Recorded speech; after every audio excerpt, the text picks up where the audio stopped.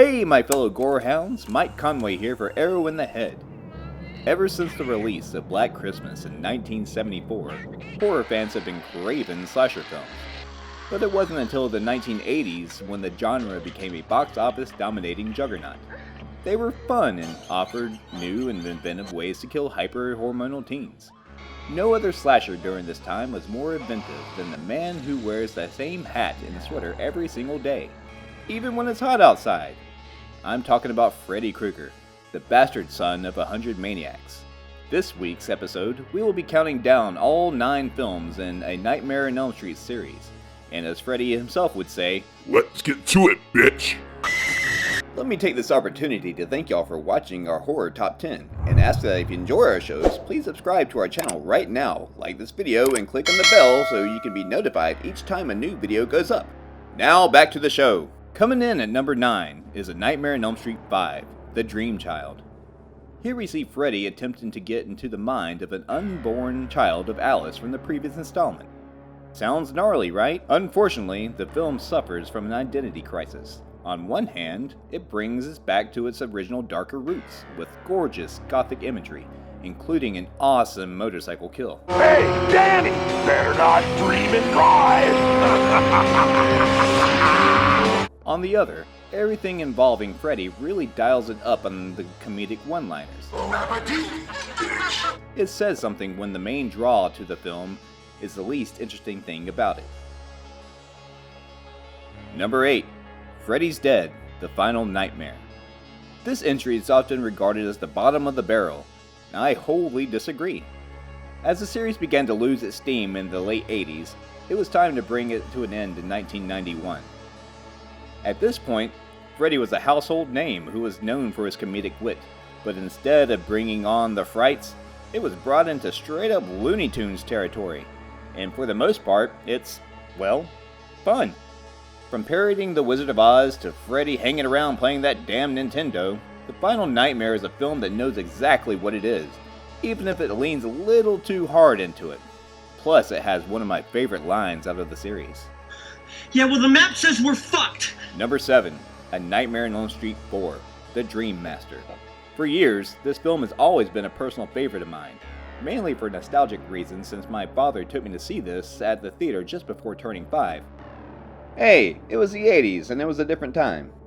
But upon recently marathoning the series, jumping right into it from a far superior sequel was jarring. Who is this strange girl we've never seen before? Oh, that's Kristen? Sure, why not? Do you love those great characters we spent so much time with one film before? Kiss them goodbye and get to know a new set of teens a little less interesting.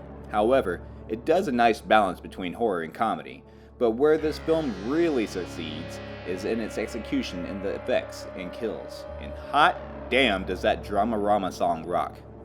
Number 6. 2010's A Nightmare on Elm Street. In the early 2000s, Michael Bay's Platinum Dunes was successful with their remakes of classic slasher films, including the very underrated Friday the 13th. But this one was already facing an uphill battle with replacing the star who has been there from the beginning.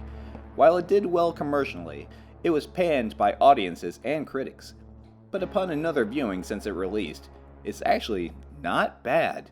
Sure, Jackie Earle Haley didn't capture the same magic as Freddy the Boogeyman, but he does fairly well as Freddy the Man. The characters for the most part are interesting and offers some genuine scares. For these reasons alone, that's why it no longer sits at the bottom of the list.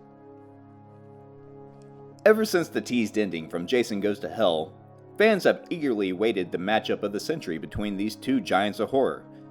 10 years and many bizarre drafts later, we finally got number 5 on our list, Freddy vs. Jason. It delivers all the fun which was promised, and even more, it delivered a decently good story. Although there are some odd choices made. What did Kelly Rowland just call Freddy? Why is Jason suddenly afraid of water? Who cares? It's Freddy vs. Jason for crying out loud. Just strap in and have a great ride. Before I continue with this list, just know that depending on the week, any of these top 4 can easily take the number 1 spot. This week, number 4 is Chuck Russell's directorial debut, A Nightmare on Elm Street 3, The Dream Warriors. After a critical failure with Freddys Revenge, New Line tapped into Wes Craven once again. Credited 3 other writers, including Russell and Frank Darabont. Yes, that Frank Darabont. The Dream Warriors offered up fresh and inventive ideas. On top of that, every character is relatable in some way or another. The depiction of the teens in the mental institution was portrayed with respect, and no one will argue that the title song by Dokken is terrific. It's no wonder this film is a fan favorite since it released. Number 3. Wes Craven's New Nightmare. Miss me. After promising to be the final film in the franchise just 3 years prior, Wes returned to the series he started. This time around, not only was he the writer and director, but he was also a character in his own movie. Set in a fictionalized version of our world where Freddy has become a pop icon, Wes asks the question, what happens when the story dies? Here, everyone involved, including returning star Heather Langenkamp, are in top form, and for the first time in almost 10 years, Freddy is scary again. At this point, it was Wes Craven's strongest film to date, not to mention ahead of his time with a refreshing meta take. Do you have a pass? Screw your pass. Same take he would use only 2 years later with the 90s slasher resurgence with Scream. Nightmare on Elm Street. Is that the one where the guy had knives for fingers? Yeah, Freddy Kruger. Freddy, that's right. I like that movie. It was scary. Well, the first one was, but the rest sucked. However, this film was the lowest grossing of the series, which marked an end for 9 years. If you're counting down correctly, you will have noticed one film which is normally towards the bottom of most lists has been absent, and there's only 2 more to go. Now the claws come out. Number 2, A Nightmare on Elm Street 2, Freddys Revenge. Hear me out. Is Freddys Revenge a good movie, or yet better than the original? It's highly debatable, and most often the answer is no. But Freddys Revenge tries to make something new with the source material. The teens here feel like actual teenagers with real problems. Even the parents are caring and compassionate, and not abusive or drunks like most of these films would include. It also turned the slasher genre on its head by having a final boy instead of a final girl in Mark Patton's Jesse. He comes to me at night, horrible, ugly, dirty, under the sheets with me, tearing at my nightgown with his steel claws. His name is Fred, and he keeps trying to take me to the boiler room. He wants to kill me. Freddy is still scary as ever, and maybe even more so as he takes over the body of Jesse. The film boasts with such style and terrific characters that over the years has become re-evaluated to more positive critiques. By now, it's known about the subtext throughout the film, and if you want to know more about the history of this film, I highly recommend the documentary Scream Queen, My Nightmare on Elm Street from Mark Patton. Number 1 should come to no surprise, the one that started it all, 1984's A Nightmare on Elm Street. Universally regarded as not only one of the best slasher movies, it's also known as one of the best horror movies to this day. Wes Craven never set out to make an ongoing franchise, but the monster he created is so iconic and terrifying, how could it not be? After all, it's the film that put the brand new studio New Line Cinema on the map.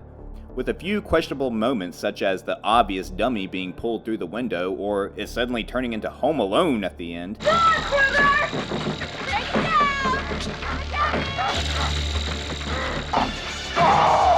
The original Nightmare is a classic for a reason. It's a film whose premise is something absolutely anybody can fear and relate to.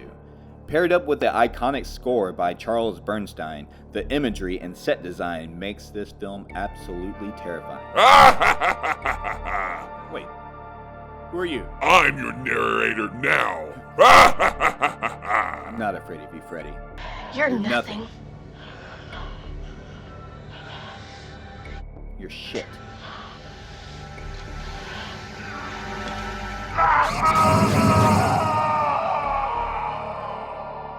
Anyway, thank you for watching our show. If you like what you see, please subscribe to JoBlo Horror Videos channel. Tell your friends who like this sort of content and turn on the bell to receive notifications for all our latest videos.